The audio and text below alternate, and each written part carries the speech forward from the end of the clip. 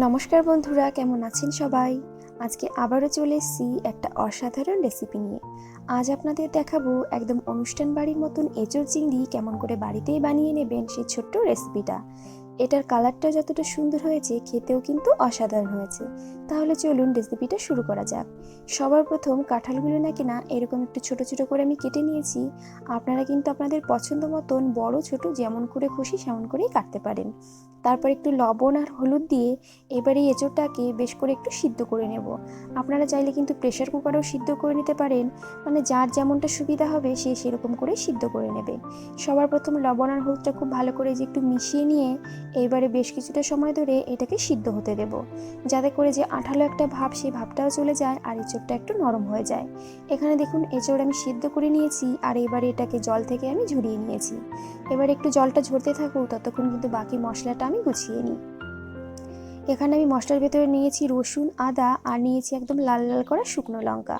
লঙ্কাটা অবশ্যই নিজেদের পছন্দ অনুসারে যে কোনো লঙ্কাই নিতে পারেন, মানে কাঁচা লঙ্কা, পাকা লঙ্কা যেটা ইচ্ছে সেইটা। আর তারপর এঁচোড়টা যেহেতু আমি একটু আলু দিয়ে রান্না করব, সেই জন্য আলুগুলো কেউ এরকম ডুমো ডুমো করে কেটে নিয়েছি। এখানে কিন্তু আরও কিছু মশলা আমি বেটে নেব, তার জন্য নিয়েছি গোটা জিরে, গোটা ধনে, আর এই পাশে যে অল্প মশলা দেখতে পাচ্ছেন, মানে দুটো শুকনো লঙ্কা, একটু গোটা গরম মশলা, একটুখানি জিরে আর একটা তেজপাতা, মানে দুটো তেজপাতা আর কি, এইটা আমি ফোড়নে দেব। আর গোটা গরম মশলার ভেতরে ছিল ওই এলাচ, লবঙ্গ আর দারচিনি। আর এখানে কিন্তু এই মাঝারি সাইজের চিংড়ি আমি নিয়ে নিয়েছি। যেহেতু এঁচোড় চিংড়ি হচ্ছে সেজন্য চিংড়ি তো লাগবেই। আর এঁচোড়টাকে মানে চিংড়িটাকে এরকম একটু নুন আর হলুদ মাখিয়ে নিয়েছি। এবারে রান্নার জন্য একটা কড়াই গরম করে দিয়ে দিচ্ছি বেশ কিছুটা পরিমাণে সর্ষের তেল। এবার এই তেলের ভেতরে মানে তেলটা একটু গরম হয়ে আসলে দিয়ে দেবো লবণ আর হলুদ মাখিয়ে রাখা চিংড়িগুলো। এখন এই চিংড়িগুলো বেশ কিন্তু লাল লাল করে ভেজে নিতে হবে। অনুষ্ঠান বাড়িতে অনেকটা এরকমভাবেই রান্না করে, মানে আপনারা পুরো রেসিপিটা দেখতে থাকুন, তাহলে কিন্তু বুঝতে পারবেন যে এটা কিন্তু একদম অনুষ্ঠান বাড়ির মতোই রান্নাটা হয়েছে। এখানে দেখুন মানে এই চিংড়িগুলো বেশ কিন্তু আমি লাল লাল করে ভেজে নিয়েছি। এবার এই চিংড়িগুলো তুলে একটা পাত্রে আমি রেখে দেবো। আর এই রান্নাটা আপনারা মানে সর্ষের তেল, সাদা তেল যে কোনো তেলেই করতে পারেন। আমি সর্ষের তেলে করছি। আর এবারে কিন্তু তেলের ভেতরে আমি আলুগুলো ভেজে নিচ্ছি। মানে ওই বাকি যে তেলটা ছিল মানে চিংড়ি মাছটা ভাজার পরে সেই তেলের ভেতরেই দিয়ে দিয়েছি। এখন এই আলুগুলো বেশ কিন্তু লাল লাল করে আমি ভেজে নেব। আপনারা চাইলে মানে আলুর ভেতরে একটু লবণ, একটু হলুদ গুঁড়ো দিয়ে দিতে পারেন। আমি আর দিচ্ছি না, কারণ যেহেতু লবণ আর হলুদ মাখিয়ে আমি চিংড়িটা ভেজেছি সেই জন্য আর দিচ্ছি না। এখানে দেখুন আলুগুলো কিন্তু বেশ সুন্দর আমি ভেজে নিয়েছি। এবার এগুলো তুলে একটা পাত্রে আমি রেখে দেব। এবারে কড়াইতে যে বাকি তেলটা রয়েছে এই তেলের ভেতরে আমি কিন্তু এঁচোড়গুলো বেশ সুন্দর করে কিন্তু ভেজে নেব। এই যে এখানে কিন্তু এঁচোড়গুলো দিয়ে দিয়েছি। আর এবারে খুব ভালো করে উল্টে পাল্টে এঁচোড়টা কিন্তু একটু লাল লাল করে ভেজে নিতে হবে। আর অবশ্যই কিন্তু এঁচোড়টা ভাজার সময় তেলটা একটু বেশি দেবেন, এতে করে কিন্তু টেস্টটা বেশ ভালো হয়। মানে এঁচোড় চিংড়ির টেস্টটাও ভালো হয় আর এঁচোড়টাও কিন্তু বেশ সুন্দর ভাজা হয়। আর এঁচোড় কিন্তু এখন অনেকটাই মানে সিদ্ধ হয়ে গেছে, সেজন্য খুব একটা সময় রান্না করার প্রয়োজন হবে না। এখানে দেখুন এঁচোড় কিন্তু অনেকটাই ভাজা হয়ে গেছে। আর মানে পুরোটাই ভাজা হয়ে গেছে এই যে আমার এখানে, কারণ এঁচোড়ের থেকে দেখেছেন অনেকটা মানে তেল বেশি দিয়েছি যেহেতু মানে তেলের সাইড দিয়ে একদম বেরোচ্ছে। এখানে দেখুন এঁচোড়টা মানে ভাজা হয়ে গেছে আর এটা কিন্তু বেশ লাল লাল কালারও হয়ে গেছে। তো এঁচোড় আমি তুলে একটা পাত্রে রেখে দিচ্ছি। এবার রান্নার জন্য কড়াইতে কিন্তু বেশ অনেকটা পরিমাণে তেল দিয়েছি। মানে এঁচোড় চিংড়িতে মানে অনুষ্ঠান বাড়ির মতো যদি রান্না করতে চান তাহলে কিন্তু তেলটা একটু বেশি দিতে হবে। এবার এই তেলের ভেতরে আমি যে ফোড়নটা দেখিয়েছিলাম মানে শুকনো লঙ্কা, গোটা জিরে, গোটা গরম মশলা আর তেজপাতা সবটাই দিয়ে দিয়েছি। ফোড়নটা একটু মানে ফুটে আসলে এর ভেতরে আমি দিয়ে দিলাম ওই দুটো মাঝারি সাইজের মতন পেঁয়াজ কুচিয়ে রেখেছিলাম সেই পেঁয়াজটা। এবার এই পেঁয়াজটা যাতে তাড়াতাড়ি নরম হয়ে যায় সেই জন্য কিন্তু পরিমাণ মতন একটু লবণও দিয়ে নিয়েছি। এবার এই পেঁয়াজটাকে বেশ একটু লাল লাল করে আমি ভেজে নেব। মানে যে পেঁয়াজটা এখানে দেখুন ভাজা হয়ে গিয়েছে। আর এবারে দিয়ে দেব যে বেটে রেখেছিলাম আদা রসুনটা, সেইটা আগে দিয়ে দিলাম। মানে এবার আদা রসুনটা খুব ভালো করে যে একটু মিশিয়ে নিচ্ছি। আর তারপর কিন্তু মানে যে জিরে, শুকনো লঙ্কা আর গোটা ধনেটা বেটে রেখেছিলাম সেটাও দিয়ে দিচ্ছি। মোটামুটি সব মশলা এখানে আমার দেয়া হয়ে গিয়েছে। আর এইবারেই খুব ভালো করে কিন্তু এই মশলাটা কষিয়ে নিতে হবে। এবার দিয়ে দিচ্ছি পরিমাণ মতন হলুদ গুঁড়ো। আর যেহেতু সব মশলাই আমি বেটে দিয়েছি সেই জন্য আর কোনো গুঁড়ো মশলাই কিন্তু আমি দিচ্ছি না, শুধু হলুদ গুঁড়োটাই দিলাম। এইবারে সব কিছু মিশিয়ে নিয়ে এই মশলাটাকে কিন্তু একদম কড়া কড়া করে ভেজে নেব, মানে কষিয়ে নেব আর কি। এই যে এখানে দেখুন মানে মশলা কিন্তু কষানোর সময় না মানে গ্যাসটা একটু কমিয়ে দিতে হবে আর অনবরত কিন্তু নাড়তে থাকতে হবে। মশলাটা যাতে খুব ভালো মতন কষানো হয় সেজন্য একটু ঢেকে দিলাম।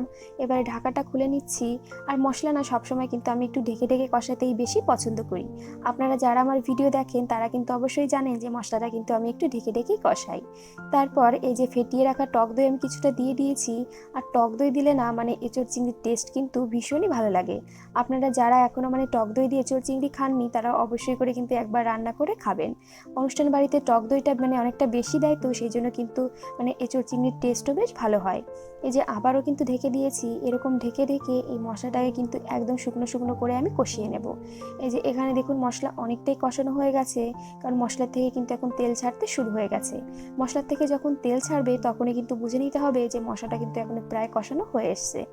এখানে দেখুন মশলা কিন্তু আমি আর ঢাকিনি, এরকম খোলা রেখেই খুব ভালো করে এই যে কষিয়ে নিয়েছি। আর মশলার থেকে এখন কিন্তু মানে অনেকটাই বেশি তেল ছাড়ছে, আর মশলা কিন্তু এখন আর কড়াইতে লেগে যাচ্ছে না। এর মানে হচ্ছে কি মশলাটা পুরোপুরিভাবে কষানো হয়ে গেছে। এবারে আমি যে ভেজে রাখা মানে এঁচোড় আর আলুটা রেখেছিলাম সেটা দিয়ে দিলাম। এবার খুব ভালো করে এই মশলার সঙ্গে কিন্তু এঁচোড় আর আলুটাকে খুব ভালো করে মিশিয়ে নিতে হবে। আর মেশানো হয়ে গেলে এটা কিন্তু খুব সুন্দর করে কিন্তু কষিয়েও নেব। এই কষানোটা একটু সময় ধরে কষাবেন, এতে করেও কিন্তু এঁচোড় চিংড়ির টেস্ট ভীষণ ভালো হয়। মানে প্রতিটা স্টেপই মানে একটু মনোযোগ সহকারে করতে হবে, তাহলে কিন্তু এঁচোড় চিংড়ির টেস্ট, শুধু এঁচোড় চিংড়ি বলবো না, সব রান্নার টেস্টই ভালো হয়।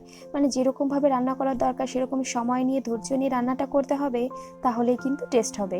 তারপরে যে ভেজে রাখা চিংড়িটাও দিয়ে দিলাম। মানে সমস্ত কিছু একসঙ্গে মিশিয়ে এবারে কিন্তু খুব ভালো করে আমি কষিয়ে নেব। আমি কষানোটা প্রায় 5 থেকে 6 মিনিট মতন খুব ভালো করে কিন্তু অনবরত নেড়ে চেড়ে খুব ভালো করে কষিয়ে নিয়েছিলাম। একটু ঢাকা দিয়ে দিচ্ছি, মানে ঢাকা দিচ্ছি যাতে করে সব কিছু খুব ভালো মতন একটু সিদ্ধ হয়ে যায়। মানে যে আলুটা দিয়েছিলাম সেটাও কিন্তু খুব ভালোভাবে সিদ্ধ হয়ে যায়। এইবারে দিয়ে দিচ্ছি ওপর থেকে ওই একটা ছোট্ট মতন টমেটো। টমেটোটা না দিলেও হতো, কারণ যেহেতু টক দই দিয়েছি সেই জন্য টমেটো না দিলেও হতো, তাও একটুখানি দিয়ে দিলাম। এবার আবারও কিন্তু সব কিছু খুব ভালো করে মিশিয়ে আবারও আমি ঢেকে দেব। মানে এরকম ঢেকে ঢেকে ওই 5 থেকে 6 মিনিট মতন মানে এঁচোড় আর আলু চিংড়ি সব কিছু কিন্তু খুব ভালো করে কষিয়ে নিয়েছি। এখানে দেখেছেন মানে কষানো এতটাই ভালো হয়েছে যে মানে খুন্তিতে কিন্তু তেলটা লেগে আসছে। এরকম করেই কিন্তু কষিয়ে নিতে হবে। আর এটা খুব ভালো মতন কষানো হয়ে গেলে এবারে আমি দিয়ে দিচ্ছি বেশ কিছুটা পরিমাণে গরম জল।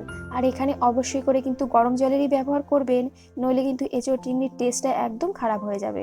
সেই জন্য চেষ্টা করবেন মানে একটু গরম জলই দেওয়ার জন্য। এখানে দেখুন গরম জল মোটামুটি আমি দিয়ে দিয়েছি। আর ঝোল খুব একটা বেশি দেবো না, যেহেতু এঁচোড় সেদ্ধ করা রয়েছে আর আলুটাও না এতক্ষণ কষাতে কষাতে খুব ভালো মতন সিদ্ধ হয়ে গেছে। সেই জন্য গিয়ে ঝোলটা আমি খুব একটা বেশি দিচ্ছি না। এই যে দেখুন আমি আপনাদের একটু গালিয়ে দেখিয়ে দিচ্ছি যে সব কিছুই কিন্তু মোটামুটি সিদ্ধ হয়ে গেছে। সেই জন্য ঝোল আর খুব একটা দেবো না, মানে একটু পরিমাণ মতোই দিয়েছি। এবারে ফুটে উঠলেই কিন্তু নামিয়ে নেব। তাই যে এখানে যেহেতু গরম জল দিয়েছি সেই জন্য কিন্তু এটা ফুটতে শুরু হয়ে গেছে। ঢাকা দিয়ে দিলাম। ঢাকা দিয়ে ওরকম মানে 5 থেকে 6 মিনিট মতন রান্না করে নিয়েছি। এবার কিন্তু ঢাকাটা খুলে নিচ্ছি। এই যে এখানে দেখুন খুব সুন্দর কিন্তু ফুটছে তরকারিটা, আর ঝোল কিন্তু অনেকটাই শুকিয়ে গিয়েছে। দেখে নিশ্চয়ই বুঝতে পারছেন যে ঝোল কিন্তু অনেকটাই কমে এসছে। আর এটা কিন্তু এখনই আমি নামিয়ে নেব। মানে আর কিছু মানে দু একটা জিনিস দেওয়ার আছে, মানে আর একটুখানি ফুটলেই নামিয়ে নেব। এই যে আমি আবারও ঢাকা দিয়ে দিলাম। আবারও কিন্তু 2 থেকে 3 মিনিট মতন একটু ঢাকা দিয়ে রেখেছিলাম। আর তারপরে এই যে ঢাকাটা খুলে নিয়েছি। আর এইবার কিন্তু আর কোনো রকম মানে আর ঢাকবো না, আর কিছু করব না। এবার কিন্তু আমি নামিয়ে নেব। তা নামানোর আগে না একটুখানি গরম মশলা গুঁড়ো আমি ছিটিয়ে দিচ্ছি। আপনারা কিন্তু একটু ধনেপাতা কুচিও দিতে পারেন, মানে যার যেটা পছন্দ সেইটা আর কি। আর এখানে একটুখানি ঘিও আমি দিয়ে দিলাম। মানে ঘি আর গরম মশলা গুঁড়ো দিয়ে এবার মানে সব কিছু মিশিয়ে নিলে পারেই আমাদের কিন্তু অনুষ্ঠান বাড়ির মতন এঁচোড় চিংড়ি একদম রেডি হয়ে যাবে। ঝোল অবশ্যই নিজেদের পছন্দ অনুসারে মানে বেশি অথবা কম কিন্তু রাখতে পারেন। মানে আপনাদের যেরকমটা ইচ্ছে সেরকমটা করে রেখে দেবেন। তা আমি এইটুকুনাই রাখছি, কারণ আমি যেহেতু ভাত দিয়ে খাবো সেই জন্য কিন্তু এইটুকুনাই রেখে দিচ্ছি।